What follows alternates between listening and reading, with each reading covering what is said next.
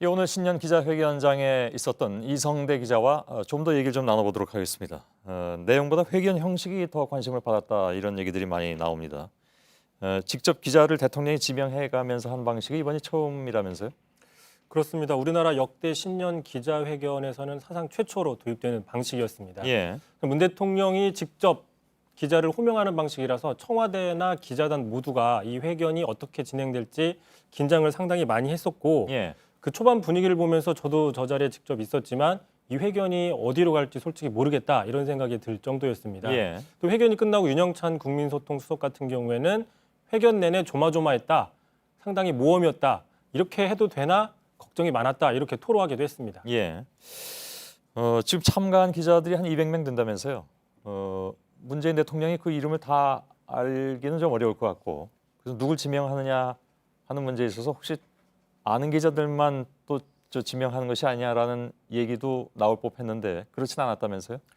그렇습니다. 그래서 기자들이 손을 들 때마다 대통령도 누구를 지명해야 될지 몰라서 좀 계속 난감해하는 표정을 자주 보여줬는데 예, 그래서 사회자가 시작하기 전에 미리 대통령이 손으로 지명을 하면 그 눈을 마지막까지 맞춘 사람이 질문권을 갖는다 이렇게 공지를 했습니다. 예, 하지만 200명이 넘는 기자들이 서로 빽빽히 앉아 있는 데다가 또 서로 손을 드는 상황이라서 대통령이 지명한 사람의 옆 사람이 대신 일어나서 질문을 하는 그런 해프닝 같은 것도 벌어지기도 했습니다. 예.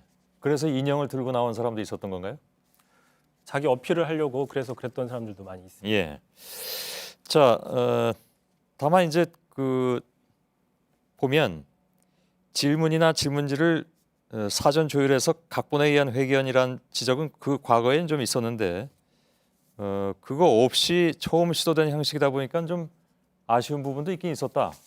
이런 얘기도 나오는 것 같은데 그건 어떤 부분입니까?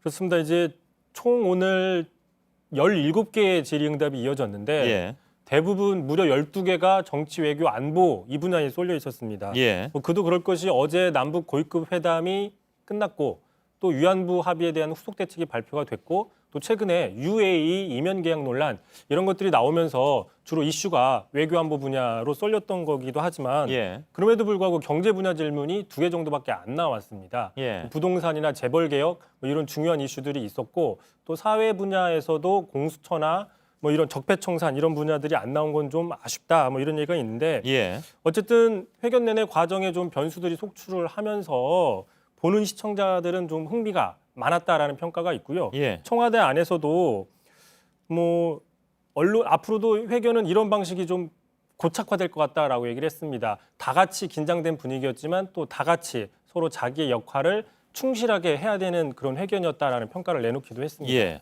방식에 있어서는 뭐 적어도 오늘보다 더 퇴보하지는 않을 것이다 하는 그런 얘기로 받아들이겠습니다. 예, 이성대 기자였습니다.